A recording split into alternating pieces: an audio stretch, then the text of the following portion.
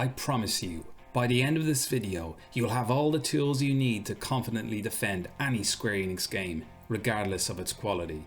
It's my crash course in defending Square Enix's honour, in defending modern Final Fantasy whatever the cost. But if you're the type of Square Enix or FF7 Remake fan who likes to listen to other opinions, build bridges, discuss and foster understanding, share thoughts, theories and insights, this crash course is not for you. You shouldn't even be here. This video is aimed at the real fans, the true champions of Square Enix, the ones who will never break rank, the ones who will hold the line with every new product and decision, the ones who will defend their company with all their heart and soul. I'm talking about you, you warriors of light. To you heroes I say there's 3 things you can do to win this war, and it is a war, because the battle has never raged quite like this before. The numbers of people disappointed by Final Fantasy VII Remake grow by the day, and in response, us Remake fans have come out and said, hey look, you can't complain about this stuff, because it's not fair. While it's hugely disrespectful to Square Enix, little do these complainers know just how much they illuminate their own inability to deal with change. Because, as we all know, being resistant to change is one of the worst things you can be in this world, regardless of whether that change offers improvement or not. Singling out the original version of something as superior is a disgusting move done only to upset fans and cause division. It's a personal slap in the face to each one of us. We've bought a game, really enjoyed it, and then all of a sudden these people start posting different opinions online. Why can't they just like the things we like? It's absolutely sickening. Their only goal is to make us angry, but we see through it all. They don't really have an opinion on the game, they're just attacking our very identity. The second they finished Remake, the first thought that ran through their pixelated brains was, let's try ruin someone's life by posting horrible lies about this game. If you see someone acting like that, saying hurtful things about a game you enjoyed, you need to make it sound like there is no objective or critical aspect to their criticism, other than different equals bad. That results in an instant win for both you and Square Enix. If you see someone posting criticism about any Square Enix game you love, you must, at all costs, always interpret their argument in a way that allows your own narrative to come out on top. You can use misinformation or even intentional misunderstanding to twist their words and create a brand new reality for both you and your friends. A reality where you can finally exist in peace, knowing that you've won. A win for you is a win for Square Enix, and a win for Square Enix means more games. Don't make Square Enix feel like there are lessons to be learned here.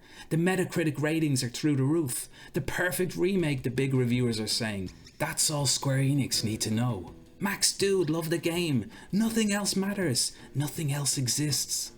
Together, we will forge a reality where those hurtful voices will never grace the ears of Square Enix. We'll squash them like the bugs they are. So remember, if we have to lie to get there, then that's a road we're more than willing to take. Even if these complainers spend hours going into detail on why they feel a sequel to something is inferior, just keep hammering home the point that they're stuck in the past, and that the new thing always beats the old thing. So, let's say you come across one of those deeply hurtful videos or comments, and your entire day is in danger of falling apart. What are those 3 things you can do to win this war? 1. Do anything you can to make it a them problem. If somebody says they're disappointed with a Final Fantasy game, for example, tell them that there's no possible way they're a true fan of the series. That way, you can completely compartmentalize their opinion, locking it away in a little black box where all those deeply hurtful lies can go to die. Isn't it so much easier that way? They're not real fans. Amazing. It completely invalidates anything they have to say, and we can finally breathe again. Because only you get to decide who the true fans are. You were given that power, so use it. It might also be helpful to suggest that the older games were also lacking in quality. So for example, if someone is trashing Remake, simply say that the original FF7 story had little value, and the only thing you liked about it was shipping characters. If someone says the story quality in Final Fantasy games has been degrading over the past 20 years, just say that Final Fantasy games never had decent storylines anyway. Same goes for gameplay, music, anything like that. If someone says Final Fantasy went downhill after Sakaguchi left, tell them that Sakaguchi had zero meaningful involvement with any Final Fantasy game. He actually carried Tetsuya Nomura's bags around the Squaresoft office, and the only work he had creative control on was The Spirits Within.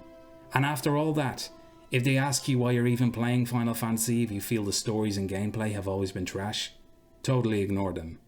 2. Never present a counter-argument about the game's merits. You know the way these people like to analyse the story and characters and gameplay?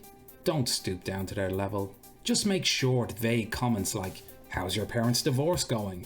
Things like that. One useful tactic is to imagine that you are a Square Enix shareholder and have a vested interest in the company's financial returns.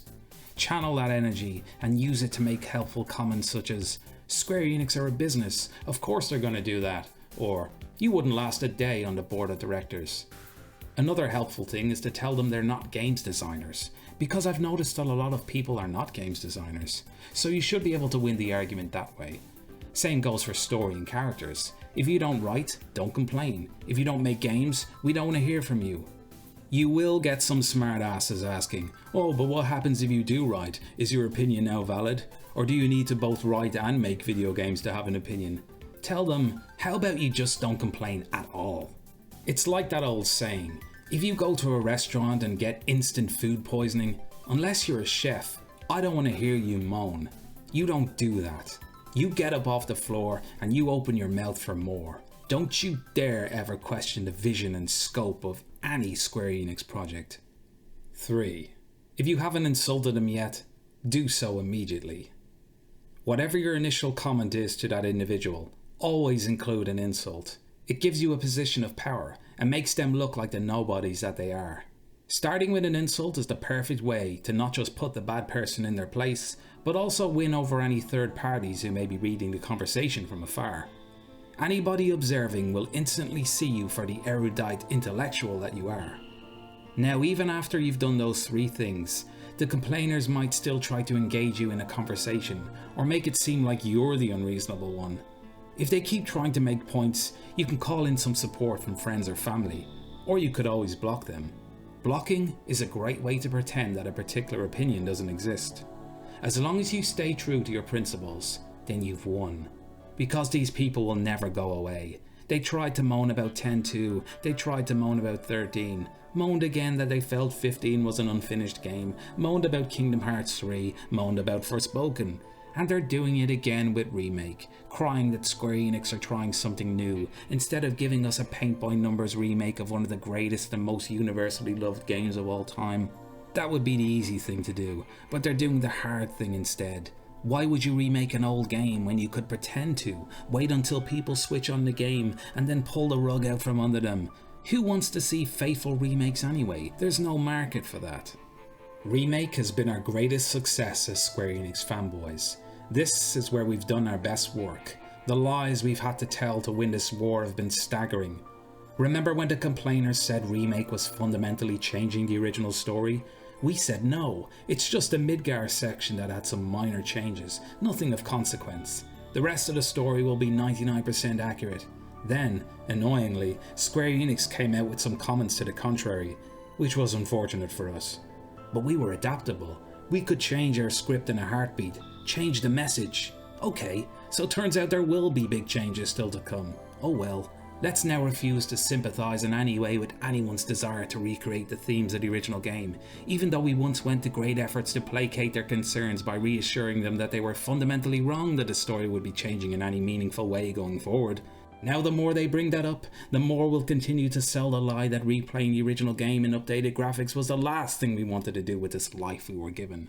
When they say things like bringing Zack back or fighting the literal manifestation of destiny undermines that grand sense of finality and death meaning death from the original game, don't address that point, but emphasize that you now get to spend more time with the characters you love, and that's what's most important, spending more time with these characters, even if the narrative in general completely undoes all the weight and poignancy of the original game.